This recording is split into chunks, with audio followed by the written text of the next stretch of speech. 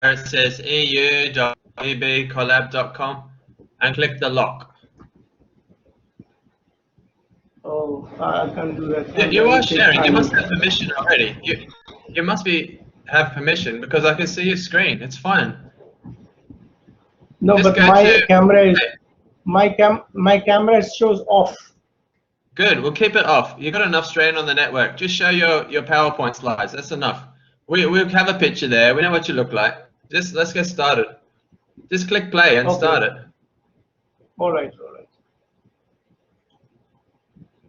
Okay, guys.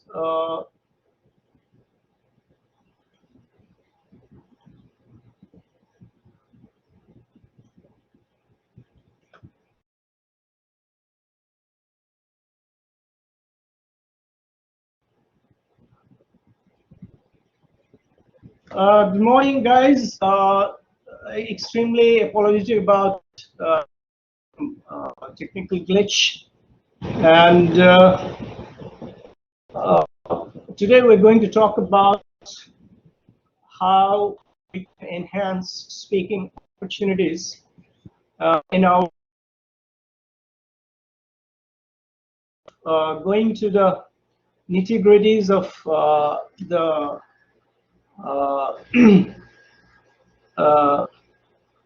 all the theories and methodologies that have gone into the this field that actually leads us nowhere. And I want you to reflect on this slide for a moment and tell me what do you think about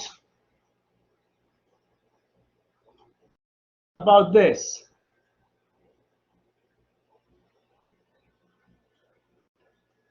Kevin, I'll just switch your video up, please. At the bottom right, at the share video, just turn off your video, please.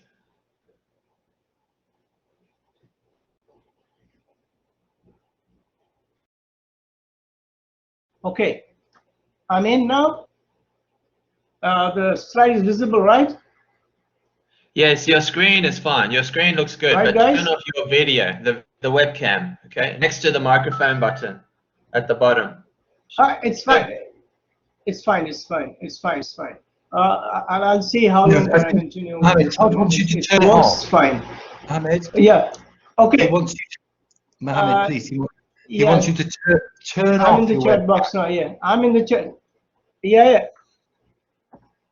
To turn off your webcam. How to turn off? I mean. Your webcam. Bottom at the bottom, right? Yeah, the little camera icon, I think, in the middle at the bottom. There we go. Good. Okay, great. Off we go. We're looking forward to it. It's not getting switched off, the camera. Anyway, okay, now it's gone. Yeah. Okay. All right. Teachers sometimes incorrectly assume that the input provided in the classroom will always be converted into intake. How far do you agree, guys? Guys, how far do you agree with this? Could you come up with something in the chat box?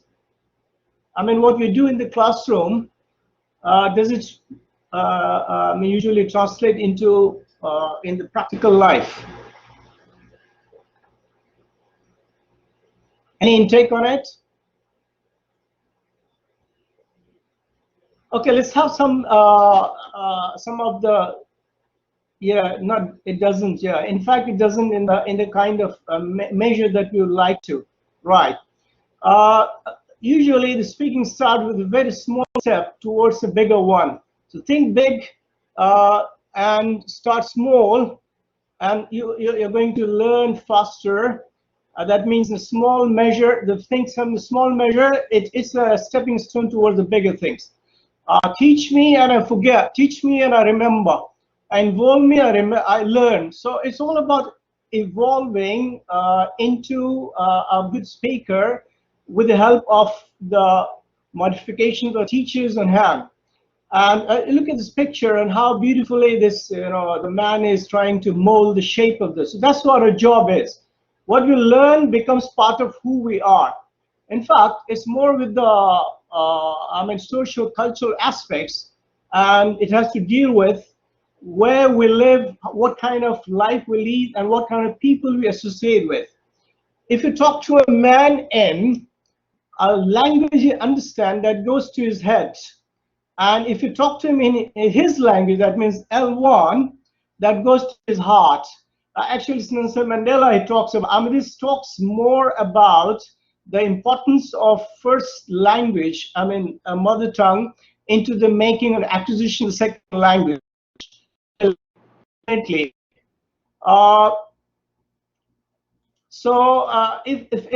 all of us come from a background where we have our mother tongue along with the others language that we aim to learn. Now the question is augmenting opportunities to spoken production. We always confuse between this or that. What does this stands for? What does that stands for? Any idea, guys? This is a very deep ocean we're afraid to jump into and drown. And then we're pushed against the wall, right? We have lots of oddities or lots of stumbling blocks when it comes to being fluent in our speaking, especially the low-level learners, right? So the whole point is how not to leave the child drowning and how not to keep the child away from swimming. So it's like negotiating the path to success one by one. This wall stands for all those oddities that our society, our people, our restrictive textbook defines us to be. So it's not about choosing either of them. It's about taking both of them together. So it really works in tandem and is hand in gloves. In fact, we can't think of fluency without being accurate. And we can't be accurate without knowing the jargons of how to be fluent, like super segmental aspects of that includes body language and other parts of the things.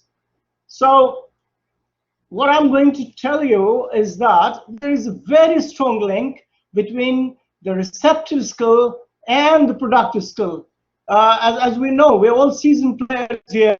In fact, I'm a novice. I don't need to teach you the theories, the methodologies, the concepts that go into the production and acquisition or the receptive skills. So much more depends on the receptive skills when it comes to productive ones. So we need to capitalize the natural link between speaking and listening. Now, what could be that natural link? Can you think of one link between speaking and listening, guys?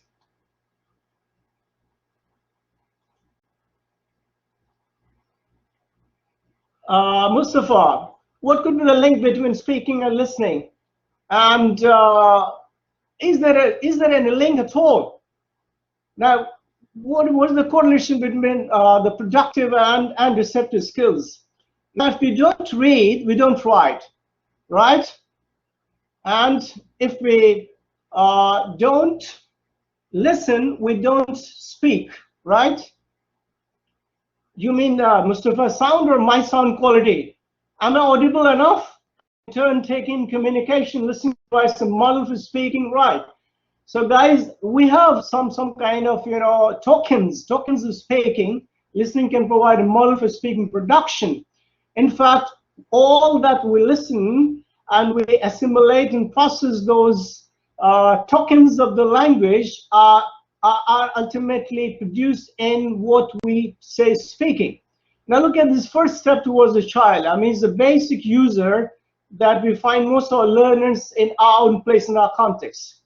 Probably it could be level 1 leading to level 4, where we are aiming at having a proficient user, or at least an autonomous or independent user. So our job starts not anywhere in between. Our job starts basically here with the child's first step and initiation process. Yeah, of course, Mustafa, pronunciation plays a lot of role because stress patterns and voice modulate, tone and pitch and the rising and falling tones do a lot of impact on the listener as comprehension. Now, I'm going to go a bit into the theories and methodologies, or the communication, the kind of principles that have been followed so far. If you can see in the slide, we have most of those people, 100 of years of the research, and what we have come to know that no methodology really works independently. In fact, we need to have an amalgamation, a kind of eclectic approach, a kind of judicious use of one or the other. It's neither a grammar and translation method of the olden times in the Greek that we began with around 100 years ago, right? If you look into the history and we go down the memory of all those researchers that got into the making of how to enhance the 4 basic skills, personally speaking, I don't see any of the skills in isolation. I see it as a very strong bonding between all those forces, and they need to be developed and need to be looked into. So what I was particularly interested in all these people is, one of them is Del H. Himes, because he was the one who started with anthropologist linguistics. In fact, we started looking linguistics as one of the separate sciences only after his dealing with this issue in the long run. And he was of the opinion that all those skills cannot be taught in isolation and cannot be looked into as independent of each other. So he came up with an acronym, and that suits very well. If you see this acronym of speaking, so speaking stands for situation. What could be a situation? It could be a problematic instance where the child finds himself into and he cannot express himself fully, and is not understood or comprehended. Participants could be like, I'm the presenter today and you guys are the attendees. So that doesn't mean that the participation is lesser or more. In fact, without your participation, my presentation shouldn't fall flat. Right, guys? Do you agree with me? The participants is like a negotiation of the language, right? Now, think of the ends. What are the objectives or the goals that we aim at when we talk about any kind of staging of any lesson, whether it's writing or reading or speaking? In fact, when I look at speaking, it's no different from writing. So we initiate with the free writing, with the first draft, with lots of penalties and errors. Similarly, in the case of speaking, we tend not to penalize our speakers. We tend not to polarize self-confidence to begin with, and we try tolerating most of those faults or errors that are not likely to impede the comprehension, right? Now, what do you think of the act sequences? Now, every act of speaking or presentation takes about certain stages, like it could be pre-stage. Yeah, thank you, doctor. To the acts of sequence, like even our lessons are sequence. So we have got stages like pre-task, post-task, and initiation, lead-in, and all. So when it comes to speaking, in fact, we prepare mentally, we negotiate the kind of diction, the kind of vocab, the kind of lexis, the chunks, and all that. We try to assimilate and process it before we really blurt out. That's what we call the utterances. Now, whether it's a single word, a single syllable, or prolonged or sustainable level of utterances that we call interactions, ultimately, they all have act sequences. So the key to all kind of productions or utterances, or what we call communication, in the true term, they all end into the result of how comprehensible, how well understood, how well reciprocated we end up with. Instrumentalities, that's like the musical instruments, Sabita Rahman must be, associating with the instruments, because as we try to come up with the tone, the tune, the relations, correlations between all those kind of musical lyrics, we have got instruments of suprasegmental linguistic instruments like pitch. We have got syllables and stresses and weak forms of and strong forms of, and then whether the emphasis shifts depending upon the mood, the kind of intentions that you want to create, the kind of impact you want to create in the listener. So depending upon who our target audience is, or the target language is, our instruments may vary. Then comes the norms and genres. Norms could be social, could be the kind of scene that is set up. Like, I can't be quite liberal while presenting here because of in terms of the choosing the words, the diction, the style, because it's a very formal kind of presentation. So I must go by the norm set for these kind of occasions. And genres could be like novels and prolonged stories and anecdotes and kind of. So it's all intended essentials of what we aim at when we try to produce utterances at a sustainable level or at a low level. So this acronym I really liked, and it delves deeper into all the kinds of facets that are involved in the production stage. Going on to, we have got lots of theorizing principles and all that, but what that entailed for us in our teaching context at ELI, or teaching English as a foreign language, a second language, to say. Now, what we're trying to aim at is coming up with some kinds of principles, if you like to say that, principles or approaches. In fact, I'll prefer calling them approaches, because these approaches are the way we approach the problems. If the speaking is a problem, if the child is haltingly, slow and he doesn't get up, so we try to initiate certain tasks. So in the smaller scale, we have gap filling activities.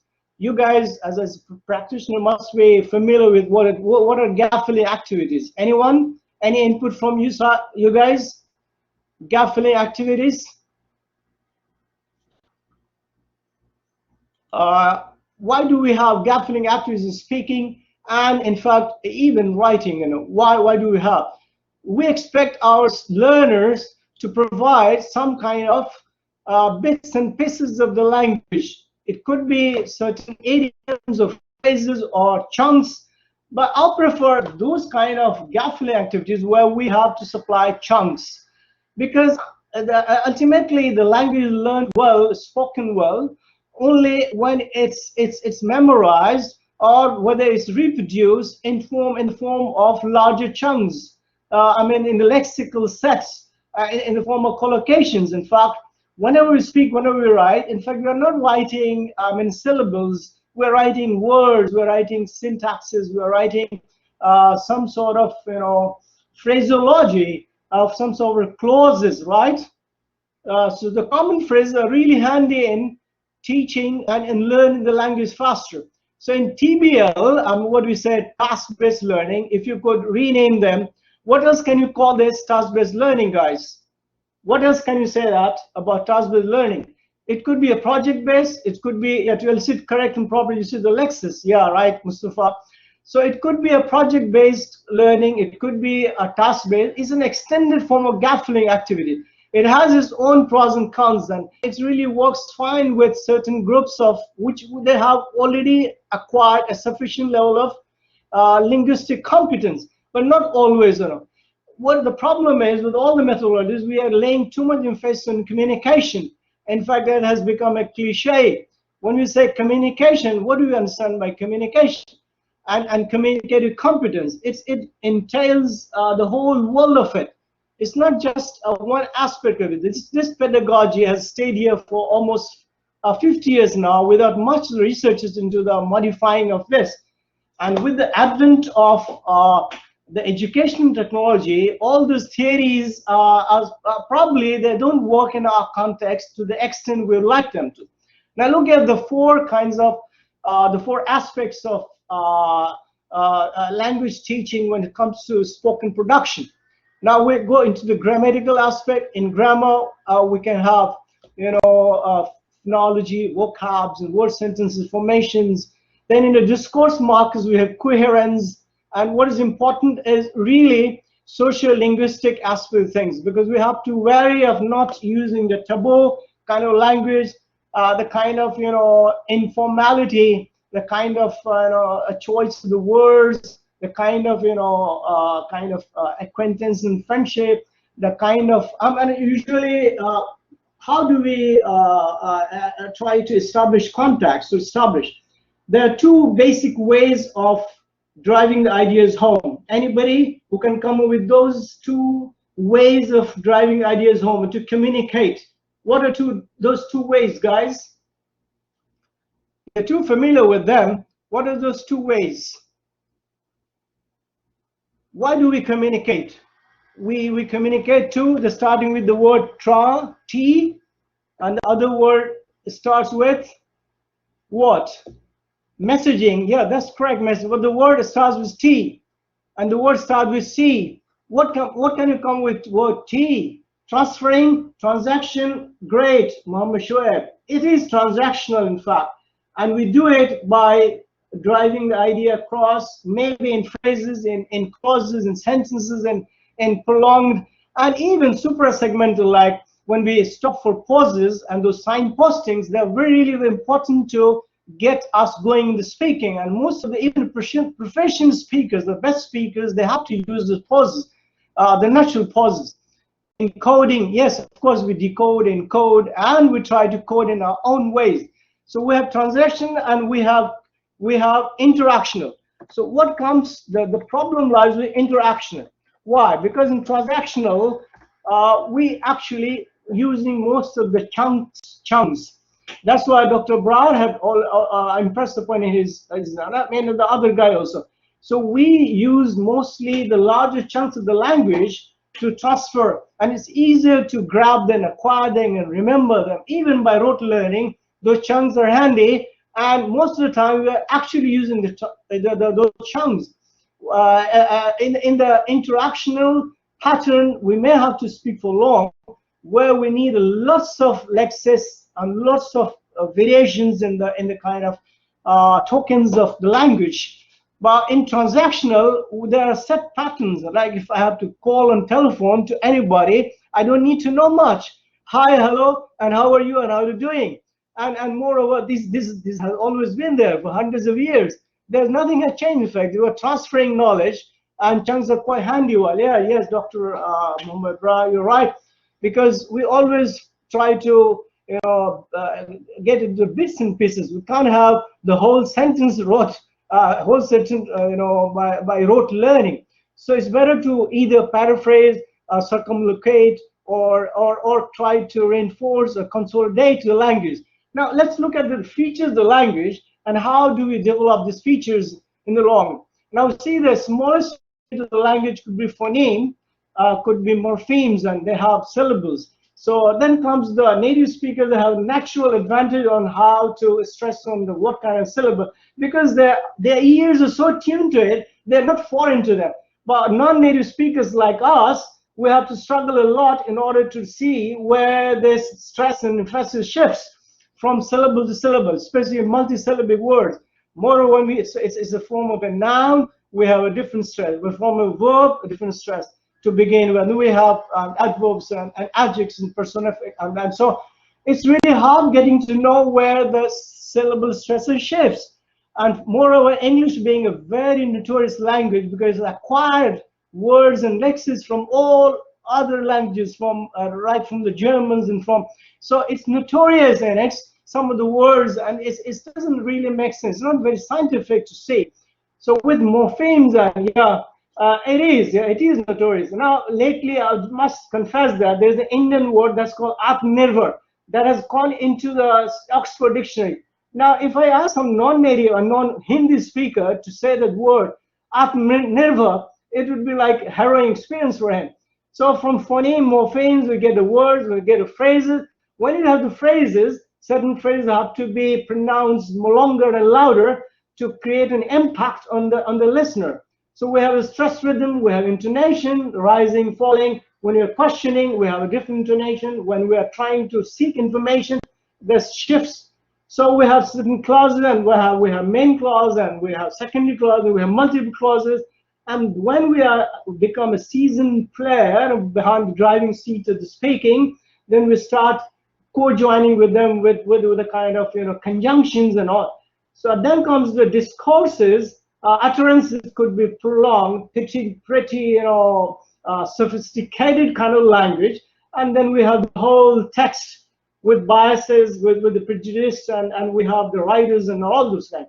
So education technology has made it easier for us to comprehend at a very superficial level, because we're not trying to decode the things, and we're not trying to get at the underlying meaning and the intentions of those who write of the biases. Now let's come to our context and our teaching the basic fluency at the cost of not taking the hazards of teaching them bad grammar and making them a bad speaker ultimately. So we keep correcting gently, like a faithful guide and presenter, and a delayed approach should be much better. And really, we don't have to mar the fluency of the children, whatever kind of utterances comes in, because the child ultimately his L1 interference will be there, because he has attained so much in the L1, and he is not going to lose. So I would see L1 not as a deficit, not as a really stumbling block or detrimental to learning or speaking or being fluent. In fact, I see it as a great friend, because the child draws so much of schemata, so much of his prior knowledge, his world knowledge, and he has already mastered all the suprasegmental of the language. And believe me, most of the languages work almost in a similar fashion when it comes to grammar. Just put something here and there, just tweak the things, when it comes to preposition, when it comes to prefix and suffix and all those kinds of things. So when we ask the children to read aloud, what are we doing? In fact, we're trying to look at them how the words sound like. If they're familiar with the sound, they immediately get to see the things. So if the sound symbolizes the things, so each phoneme stands for is a particular sound.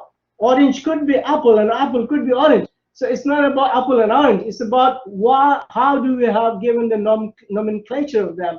So the student's response will be, sometimes haphazard and sometimes.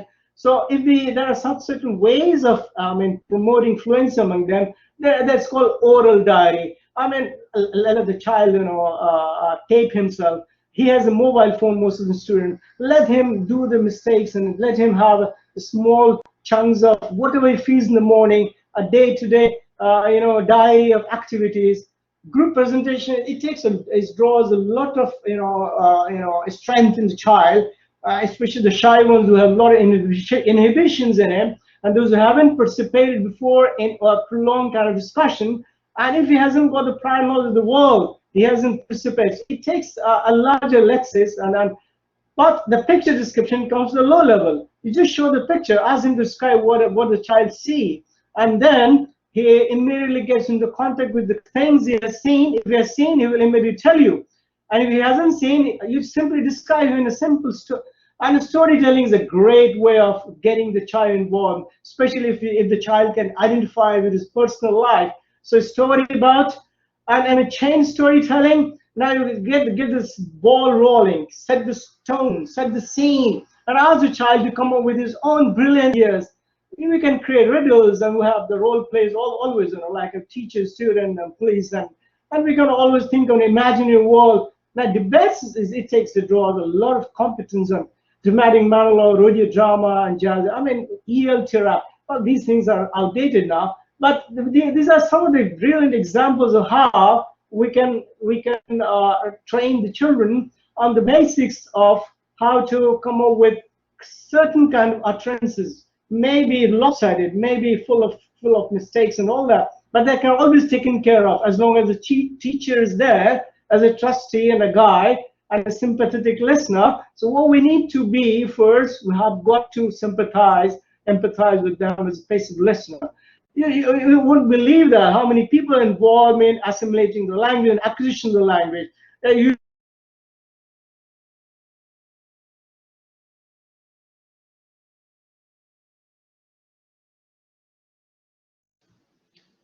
We lost your audio there.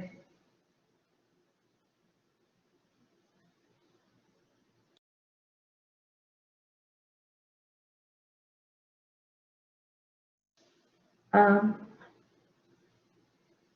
Muhammad, we lost your audio. Did you mute yourself by mistake? Let me check. Oh, he is not in the Blackboard.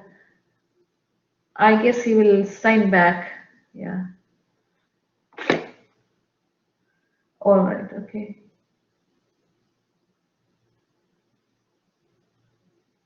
Ian, would you like to contact him?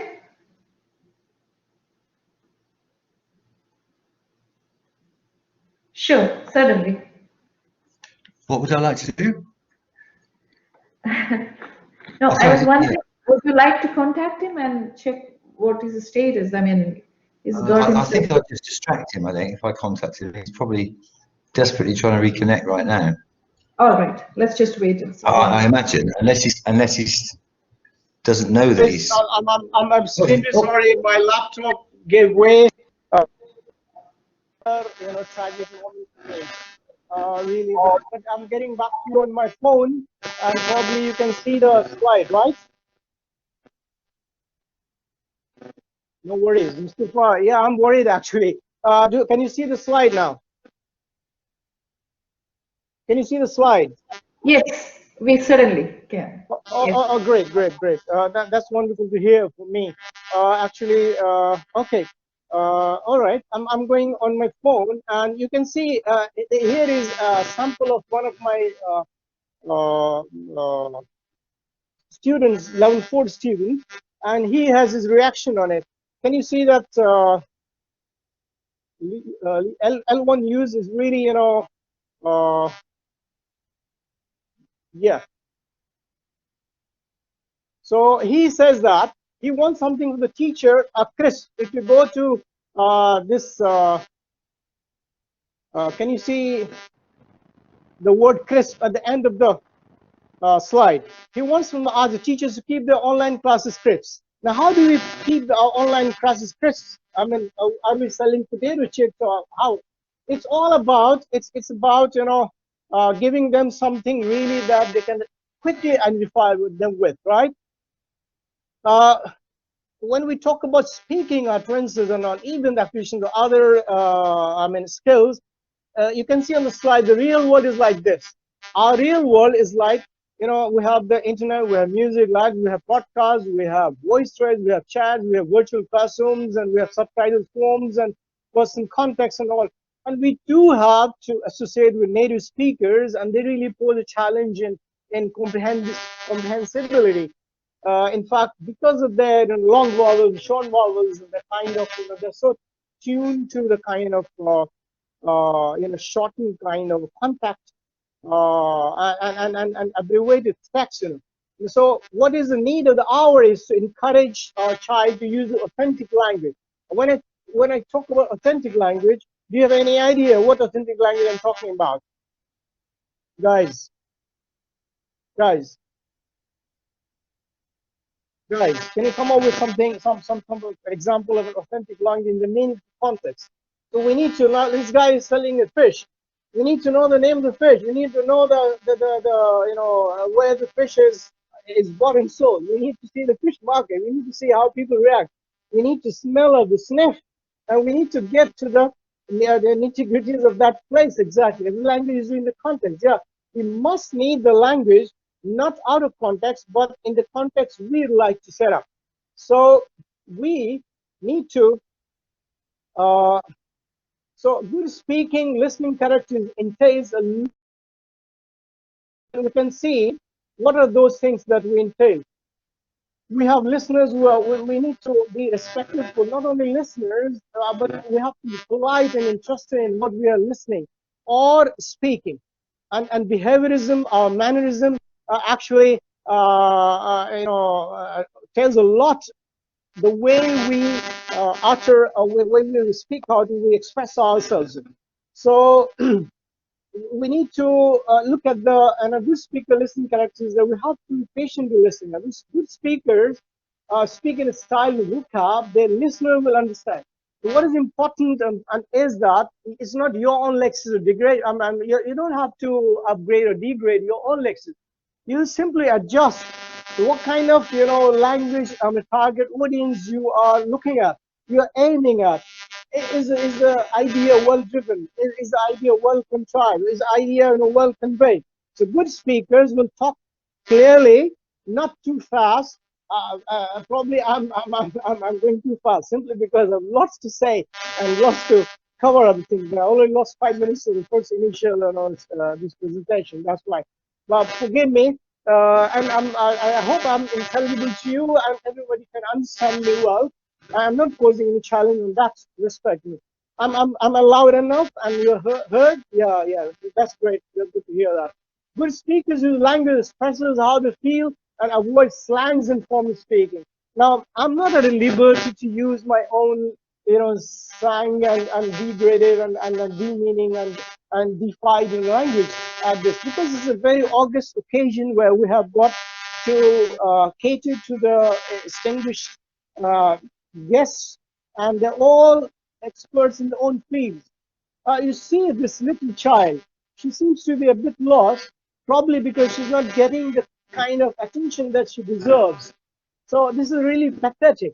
It's pity that we don't allow the children to come up with whatever goes into their heads, into their mind, psychological level, physiological level. So we have to accord opportunities to initiate oral communication. It could be a simple, gesture, posture, your prompts, your storytelling, your daily diary, your whatever, format you use. What is important is that let the child come up with whatever, it's usually said that if you want a child to learn, cooking, leave the child in the kitchen. Let him, break some pots and pans, and he will come up with some kind of, dishes, whether it's tasty or not. So we have to allow them a fuller extent of opportunity and the kind of, learning environment, the basic learning environment where it conduces, it's really congenial. And moreover, when it comes to the real interactional or transactional communication, you will be surprised to know that most of our communication actually depends on supra-segmental aspect. Like 38% of overall message is communicated through tone of voice. So if you're louder, you're angrier. If you are slow and submissive and you're trying to beg or asking for a charity, you won't shout, right? Do we shout when we beg or we ask for charity? We can't. So around 55% of overall messages communicated through body language. So our body is the biggest conveyor, the biggest communication wheel, a tool that we use in our L1 and L2 and L3, whatever but other languages come forth. So we capitalize on our gesture and posture and demeanor and the way we talk, the kind of smile, the radiance, the glow on our face, the kind of confidence that we repose in our learners from day one. The child, the learner must understand that the teacher is always there to help out, to lend a helping hand, whatever situation may be, whether it's stammering, whether it's stuttering, whether it's the child doesn't look at and doesn't get the right kind of lexis. So every time the teacher is always there. The teacher will never betray the child, the learner. So if that kind of confidence is generated among people, it's going to be wonderful in acquisition of the language. I must tell you that, that even our president of America, he stammers. I heard him stammering because he's a speech impediment. And the guys in the Churchill but still they have managed to be so communicative, effective in the approaches. So meaningful context is very important as opposed to too much of emphasis on rote learning. The 3 stages in class teaching could be like controlled structure, and could be like partly teacher-led, could be rehearsed interaction. I mean, like you tape yourself, you videotape yourself, you try to see how you look like, and let it be lifelike and fully free interaction, the warm and appreciative learning environment. This warmth and appreciation is really important. This is a profile of a good speaker, and whatever I said, it includes all of those paraphernalia or kind of quality that a good speaker has got to offer. Now, what are the strategies that we develop through these kind of staging of the lessons? Now, developing a speaking strategy might involve a lots of videotaping, a lots of audio taping, a lots of participation through debate, through group work, through hand gestures, motions, and so usually the problem that we come across in the low-level competent children are like these. Look at these bubbles, and you'll find the problems that we have in our classes. So usually the good ones, the strong students, they dominate the conversation. How are we going to come up with that? Assign them certain challenging and more above level of the task, so that they also feel challenged a bit. Don't only challenge the low competent students or low level competency, they challenge the strong ones also. And if your students seem unmotivated speaking tasks, let them join hands with certain situations or real life situations where they are necessitated to speak. And there's no way out.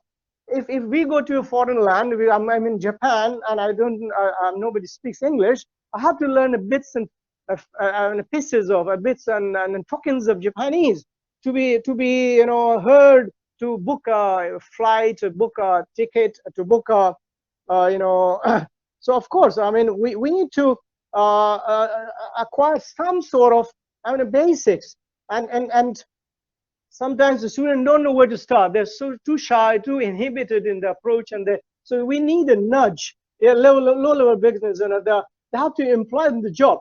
My students are unwilling to speak in class. Unwilling not because that he is a dumb or he's an retarded, or there's nothing like that. Every child is equally gifted, believe me.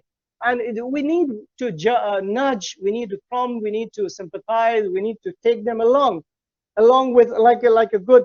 The classes are too big, so there is no way of monitoring if anybody has a chance to speak. So as far as speaking is concerned, much of monitoring is not really warranted. In fact, you have to keep away, stay back, as if they don't feel your presence, and they feel strengthened with your presence, not weakened. So if I have to set certain tasks outside the classroom, like we can have a weekly English conversational club. Like we have some activities involved. Recently, the ELI is arranging some of the activities. We can have conversational clubs.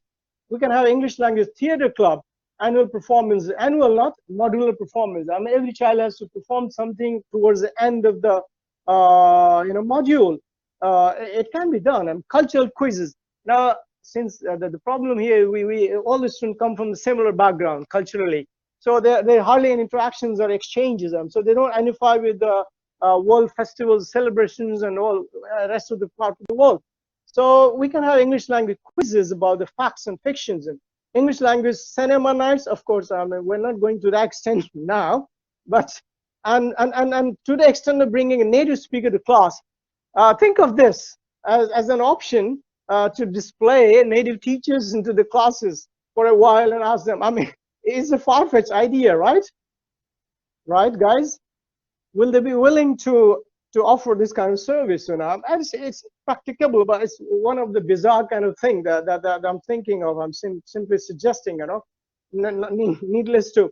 So when it comes to education technology, we have lots of apps in that. We have been talking about most of the presentations, the apps that we can record, we can videotape, we can slide share, we can have polls and all. This morning I talked about the polls and all, how we can get to know their yes/no questions. And so these kind of, even Google is a very handy tool in translating. Most of 90 languages can be translated at one fingertip, at a glance. So there's not much harm in translating those kind of concepts or beliefs or systems that are really hard to explain. It takes a lot of time. The teachers struggling with explanation at hand, and then he comes out scoffing that, oh, the child hasn't understood.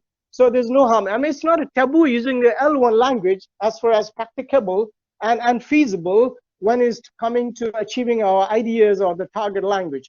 Now we have lots of audio video recordings and all. And this is a website where we can have discussion board. We can even our Blackboard, we have Wiki. That's a wonderful app. Wiki, you have record and video, audio tapes and all. There's so many. I mean, like in Japan, they have kachapaka. This kind of chit chat and celebrations, and everybody indulge in lots of talking and speaking on that occasion. And there are lots of, like blogging and creating the threads and discussion boards and journal entries. And we have personal journals and audio journals, and we can videotape yourself, you can audio tape yourself, you can exchange this on WhatsApp. It's as simple as that. So education technology has really made much of a task easier than cumbersome, in fact. Now see this child, I mean, he's coming from, I've shown it as Abha, a forlorn and a lost child who doesn't have many friends to, so technology comes handy to him. He has the whole world in his hand, in the form of a mobile phone. And he's going to capitalize on lots of apps that are readily available all the time. So we have some kinds of wiki collaborations, and I'm giving you the websites and all. You're familiar with this. Arshad, our friend Arshad, has given a brilliant presentation on the usage of wiki the other day. Also, while talking, we try to substitute with the words, and I'm not using the same words again and again. You can see these words are like happy. We can have elated. We can have thrill and exhilarate and all that. Now look at the kind of tasks set in unlock. Most of the tasks speaking, they are pinned around, they're hovering around, they're actually latched onto the vocabulary and the writing and the kind of lexes and the chunking so this is the way we come up with the productive stage. If we don't have receptive, we don't have productive. So we have to create a groups where we have stronger students pitted against the weaker ones. We have those kind of students who are really can take lead of the situations, and we need to teach them sub skills, teach them strategies, teach them what they cannot learn outside. We can and break the frontier, break the barrier. It's a mountain. This slide tells us the lots of pods where we can record, and it's easy to. There is one Spotify. I've used it and stream Spotify. That's a wonderful tool. These are examples of our unlock, and you will see the same thing. We have all the Anchor is another good possible. That's great, to mention. Guys, when I'm setting tasks, what are the 6 P's, that 6 letters that stand for you? Come up with quickly. P stands for what? Do you remember? I've used from our teacher trainer. P is what? Can you see that? So the tasks have to be practical, right? Now it has to be practical, Mustafa. In pairs, of course, with practical. It has got to be. No, I'll show you the choices here. You don't have to struggle much for this. It's long gone, but you see, have to be practical, have to be focused, have to be predictable. The child needs to know what he's going to do. It has to be natural, and it has to be a lot more generative than the static and passive kind of, And of course, the versatility comes from when you try to have a good mix of all kinds of, maybe challenging, less challenging, and variations in there. So these are the examples I've taken from course books. No need to look at them. So we have got a lot of practical activities. I will send you these slides if you wish to, because you can use all of these activities when enhancing the speaking. So we need to start a really small step, and we need to prepare them for with simple control, and then slowly release the band and slowly try to let them take the lead and become an autonomous speaker, autonomous learner, in fact, not speaker. Speaking it doesn't go alone. It have to be an autonomous reader, that will be a writer. We have to understand the nuances. They have to understand the practicalities, the tokens, the system, the language, before they really come up with on their own too. So the real world is very different from what we do in our classroom. In fact, we have to go by so many other than what we are teaching through the book. All the books are really well designed and really cater to all our needs, but we need to add up our own things with the best kind of skills that we can have. We have some like fluency for fluent to practice. We have got there's an app here that's called Kecha Kacha. We have Fluent U, we have Bingo, we have discussion role play, simulation, brainstorming, story combination, narrating, picture description, and you guys are all familiar with all of these kinds of that we can have, and then we can have the maximum participation of the child in the best possible manner, and we don't have to use the jargons. We don't have to intimidate them with the kind of terminologies where you bombard with them. The last 5 minutes I'm going to keep for your question sessions, and I hope I haven't left you puzzled or bewildered, and more, rather than more clarified with things. I've been aiming to make it clear and understandable, and it's like a revisit, reinforcing your beliefs, reinforcing it, modifying your own beliefs in person. It's a more of kind of reflections and looking at your teaching practices that we have been doing for so many years, including myself, and we have got surveys and interviews. Thank you, Mustafa, you have been great, I may be incurring the wrath of the native speakers because they won't go by by this dictum. See, the world is looking at what the world is seeing, all hundreds and hundreds of varieties of Englishes worldwide. So our English is a bit different from what we spoken in England and USA, and then we have got so many varieties, and we have own varieties. We can feel proud of that instead of shaming ourselves in the kind of version or kind of variety that we have. We don't have to be following and aping the native speakerism that might sound to be too intimidating for our own learners with L1 confidence and all. So why do we run after things that really is not achievable, it's not attainable, it's not really productive, and it doesn't allow us, and it's really leave us pulverized with lots of confidence shaking.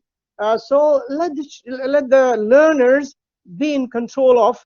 Thank you so much. You have been great listeners, and I'm really I'm flabbergasted the way I had to begin with, and kind of.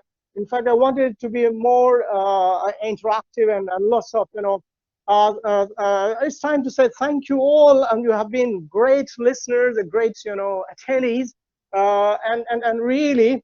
I would love to keep talking for hours and hours. I mean, in fact, sharing the things. I mean, reflective kind of teaching and learning, and the best ambience that we have developed at our ELI. And if any specific particular problem that bothers you, that I would be willing to. I would love to hear from you guys. It's your for now. I'm attracting flags from all sides. I mean, you can start bothering me with volleys of questions. And we have got 4 minutes, 3 to 4 minutes for this. The whole stage is yours now. Thank you so much. Thank you, Ahmed. Thank you very much. I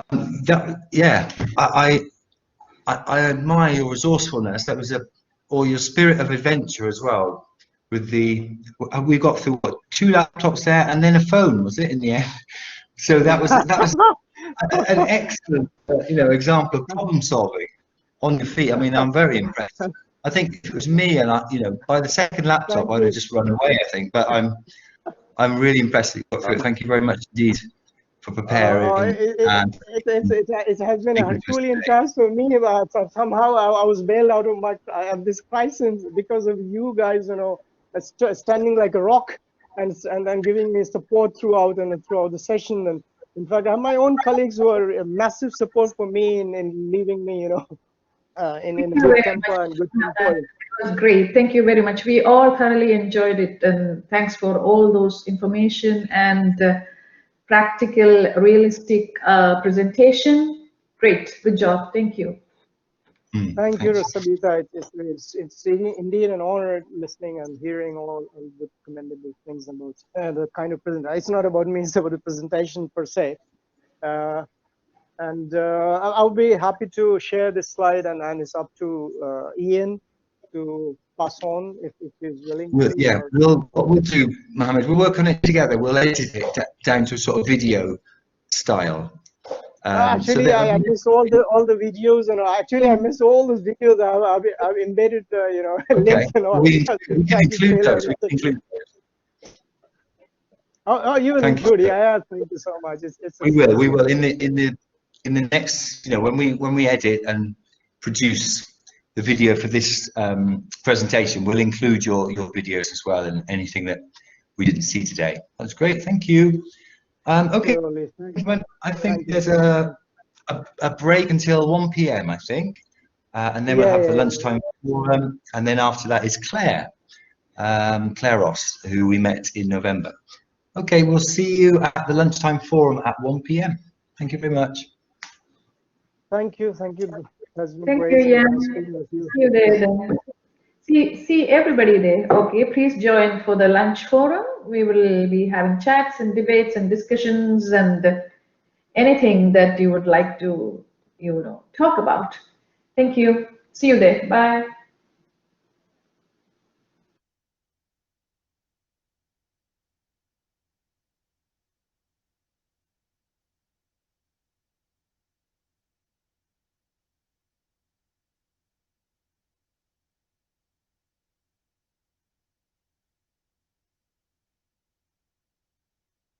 Thank you, Hamid Hassan Bhai.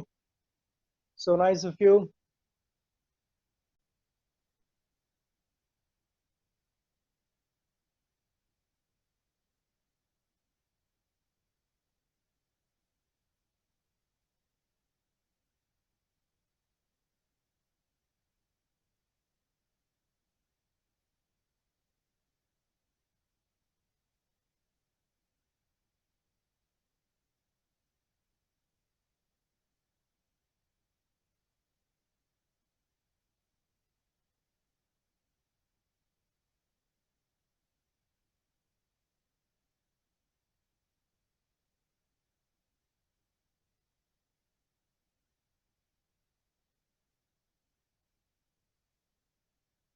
Thank you, Ilyas Bhai.